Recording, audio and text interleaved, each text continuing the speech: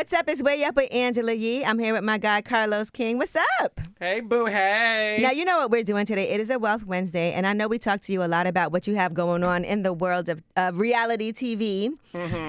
And so I want to talk to you about Carlos King and your whole quote-unquote reign that you have going on, Kingdom Reign Entertainment. And so, first of all, let's talk about what you're doing in New York. I know you also have the Love and Marriage Huntsville reunion coming up. Yes. Season 10, right? Season 10, yay. Imagine having a show on for 10 seasons. God is good. Tell me, how hard is that to even get done? It's very hard, Angela, especially nowadays, because unfortunately we are in a climate where unscripted shows are making it past the first season, let alone celebrating 10 seasons of a show on the Oprah Winfrey Network. So I'm so grateful and thankful. But it goes to show you that the audience who I love are still interested in these wonderful people's stories. And the fact that we get to celebrate 10 seasons every Saturday for the show, it's been great. You know, it's interesting because a lot of the what we're seeing is people trying to figure out co-parenting, you know, on that show, existing with your former... Yes, former lover partner, and all those things. Yeah, it's been crazy, but I think what's so fascinating about Love and Marriage Huntsville is the fact of what you said. We deal with co-parenting. We deal with a divorced couple who have to navigate, you know, being around each other with their friend group. Yeah. We're dealing with a woman, Trisha, who is technically still married, but she has a boyfriend. They live together. You know. So can now the other guy pop up in the house and just show up unannounced? And there's boundaries, right, that you have to respect and set. And I think it's tough for her to be with somebody now who always has to kind of like take the blame for everything and be the bigger person. And it's tough. Yeah. And the other thing I want to ask you, have you spoken to Melody? I know she didn't come on this season, and she said she had to protect her peace. Yes, no, we haven't, because she is protecting her peace, and everything we do, obviously, is associated with the show. But listen, I give her so much credit and props for the amazing amount of work that she brought into the show. She will be missed. She is missed. But I'm definitely happy that she has chosen her peace, and she's doing amazing things herself. Let me ask you this. As a person who is behind the scenes and you have relationships with all these people, business relationship or whatever, how is it for you when things become, like, do you have boundaries that you have to set as far as conversations that you can have with people behind the scenes and things like that? Because there's a way that you want to make TV interesting, but that you also want to make sure, like, people do have a certain amount of peace, because it can get very stressful to be on TV and have people dissecting every piece of your life. For sure. The beauty about me and my producers and the company that I own is the fact that we have an open door policy. So whenever you feel like things are too much, you can call me, you can call my team. We do have that. The beauty of my cast, though, is the fact that they all understand. They sign on to do a job, and that job is to showcase their real life. We all have a job here to do. So things really don't get dicey when it comes to me. I don't hang out with my cast in terms of, like, you know, crossing the line of partying with them. I don't do that. And I make sure to keep, again, an open door policy when it comes to them needing to vent or ask questions. But I think for other producers, the mistake that some have made in the past is the fact that they have become more of friends with them, and you could be friends with them, but not in a way to where it disturbs the production. Yeah, because then you can feel a certain type of loyalty to somebody, and that's hard because they feel like, well, I thought me and Carlos were friends. You have to keep some sort of distance, and professional distance. In any job in corporate America, you can be friendly with your boss. You can be friendly with your team, but you can't cross the line in terms of thinking like, we're best friends and you owe me something, or I'm not going to come and do my job because I don't feel like it. Like, that's when things get weird. When is the reunion? We are filming it soon. You're hosting it. I'm hosting it. God is good. It's I lost count. But I am hosting the Love and Marriage Huntsville reunion, and my audience knows that I'm the guy to ask all the questions. Right. Like, did you cheat? Were you? Okay. Look at you, we want to know. I want to know the truth. Bell Collective is also coming back. Ooh, yes. And Angela Yee, this upcoming season, of Bell Collective is the best one yet. Oh, wow. All right. I'm locked in. When does this new season start? Well, OWN has to announce it first because I don't want to get in trouble, okay. but it's coming sooner than you think. Okay. All right. So we'll get that announcement soon. And I want to, of course, talk about Reality with the King. That is your show. That's your baby, where you're the star of the show. So when it comes to certain interviews, like you have Saucy Santana on, that one just dropped yesterday. Yes. And earlier behind the scenes, we were talking about an interview that you did that has been like one of your biggest ones to date. And I was telling you, I was like, oh, I thought your interview with Caesar from Black Ink was really good. And you were like, you will not believe that that's the one that is like, to date, has some of the biggest numbers. Yeah, so as of 2025, my interview with Caesar from Black Ink Crew is the highest view so far, and it's still counting. And we dropped that interview maybe 3 weeks ago. What do you attribute that to? I think what I have done is created a platform, Angela, to where the reality star like Caesar or like, you know, the VH1 talent, or let me just say it plainly, the Black reality stars, they don't have a mainstream platform that allows them to be seen and to be heard, and for someone like me to ask questions where it's not messy and I'm able to ask everything and they answer everything. And when it comes to Caesar, he's done interviews before, but I think it's the level of mainstream that my podcast has afforded itself to be, to where other people may not have seen him do other interviews, but they watch mine. Yeah. And it was great. And he's such a fantastic speaker, and he was able to be honest about it. And like you said here, it's a no judge, zone there. So it was great. Yeah, and then so Saucy's out now, and you got him to really talk a lot about things that he's witnessed. He obviously goes hard for his girl, Carisha. Yes. And was really just saying that he thinks people owe her an apology. Yes, he did say that. So Santana has been Carisha's friend since he was her makeup artist. Yep. A lot of people don't know that, and they just been friends since then. He was around when she was dating Diddy, and he was having a good time too. he said we had a good time, and these are his words. He said that Diddy gave her the princess treatment. And if you follow the trial, there was a woman who identified herself as Jane Doe. Everybody knew who it was. Who it was. I'm not going to say her name, child, but y'all know who it was, honey. But what I will say is she admitted on the witness stand that he did treat Carisha differently, her words, not mine, and the fact that she was kind of jealous of Carisha. So based on the trial, Carisha's name was never mentioned in terms of being a part of some of these activities that were alleged. And Saucy does feel like his best friend who went through a depression. He had to get her out of bed. She cried a lot. And he said that I, as her best friend, wanted her to do well. And he feels like because the trial has ended, that the world owes Carisha an apology. Well, make sure y'all tune in and watch that. But watch all of the interviews. Carlos interviewed me too. Which did very well. And I do want to thank you for that because, I don't do a whole lot of interviews. Sometimes I feel like it'd be like a lot of little gotcha moments and people trying to like ask you crazy things or maybe be able to put out a headline that's like, dang, I didn't even say that. So I felt comfortable enough. I was like, it's Carlos, not a problem. Let's make it happen. And I thank you for saying yes because you don't do interviews. So I know. I really do thank you.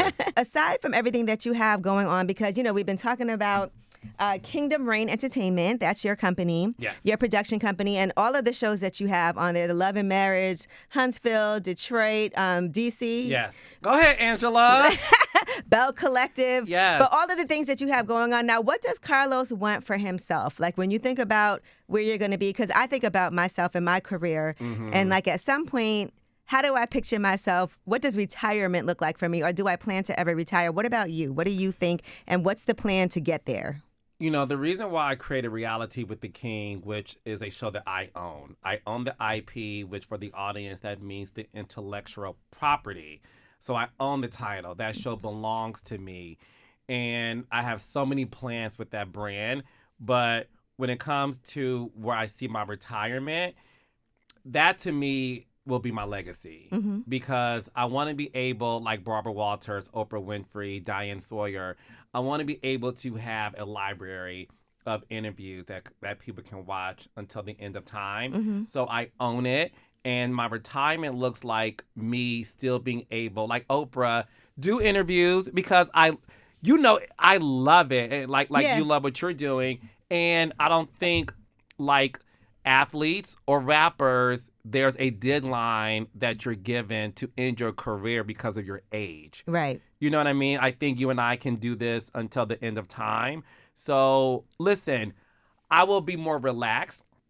But I would definitely have that. And listen, I am a great saver. I do have an investment banker. I do have a business manager.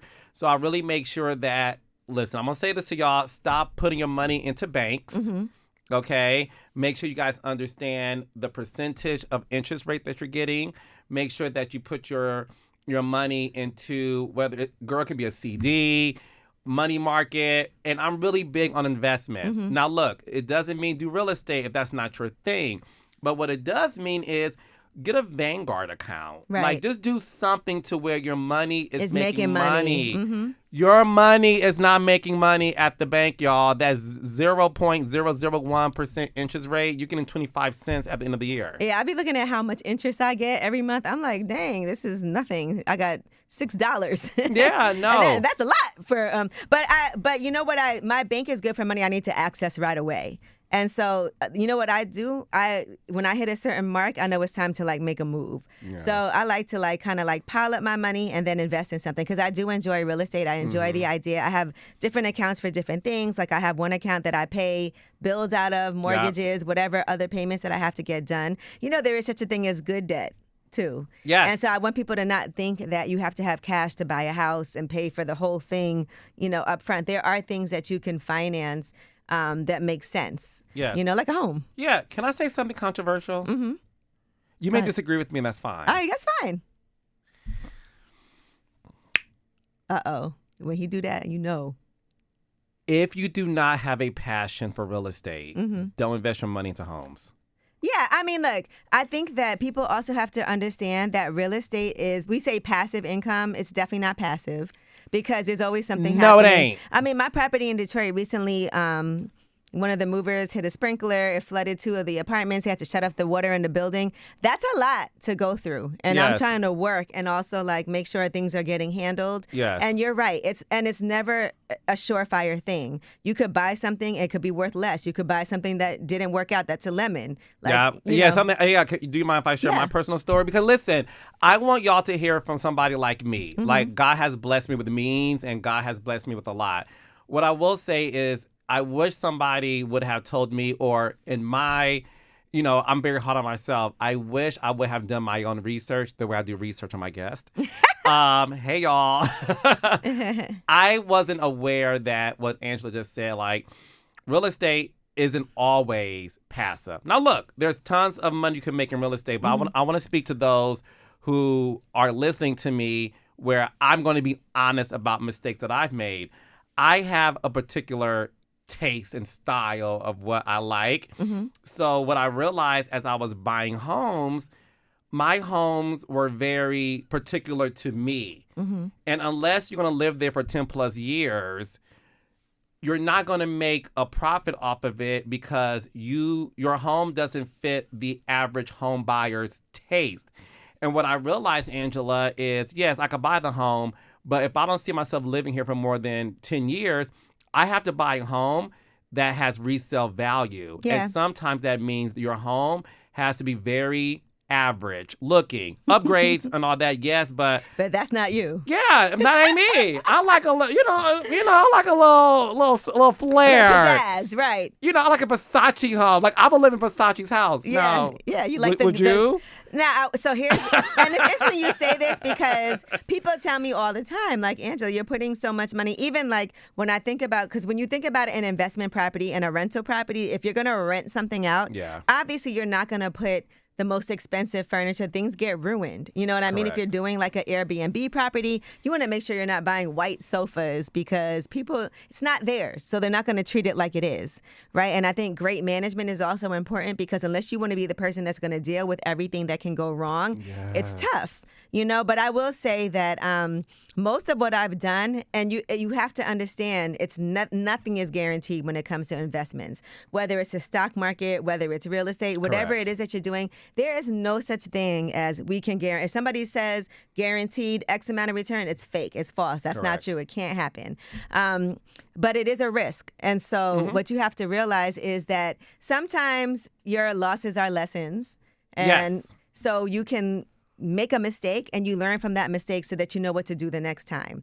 And so I will say, like with my first property, it was a property that also produced income, house hacking, so that somebody was able to rent downstairs that helped pay my mortgage. And then I was able to buy something else. And I bought some properties, you know, in Detroit that I was able to flip. And so there's different ways to do real estate also. But And you love it, though. And I do enjoy it. Like, I love, you know, interior design. I love just everything. And I really get down into every single aspect. So I'm knowledgeable enough when it's time to do something. I know the right questions to ask. I know the right people to bring on board to get things done. And it's always a process, though. There's always mistakes that are going to be made. There's always things you could have done differently. You have to have patience with yourself to get it done right. But you're right. If you are not passionate about real estate and you're not wanting to learn, then it's not the best thing for you. And there's other ways that you can invest. Yes, and I just wanted to share that because, and again, I'm not steering people away from it, but I did want to speak to those who are maybe possibly wanting to venture off into it. And I would just say, just make sure it's something you are passionate about because it's a lot of work. And I always tell people, make sure you have some reserves too, because it's always going to end up costing you more than what you think it is. And so whatever someone tells you is going to cost, just add something onto that, because just know, like, I'm always like, don't put your last penny into something because you could end up losing it when things aren't going right. Yes. You know, so, but yes, I agree with that. So I can see, but Carlos, there's things you are passionate about. So with that being said, when you think about, you know, investing and you said you're very good at saving your money. Yes. So having learned these lessons, what type of investing do you prefer? I prefer the stock market. Okay. You know why? Because for me, it's passive. Now that's definitely passive. And I'm able, and listen, and I want you guys to understand the difference between like the type of stock market you can do. There's money markets. There's moments, not moments.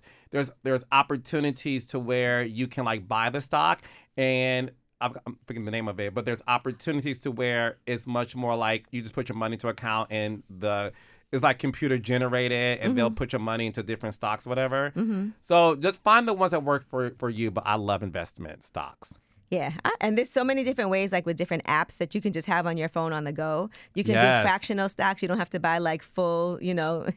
So just different ways that people can invest. And and get a financial advisor. A lot of that is free. That comes with your bank. If you know, whatever bank it is that you're using, they will get you one.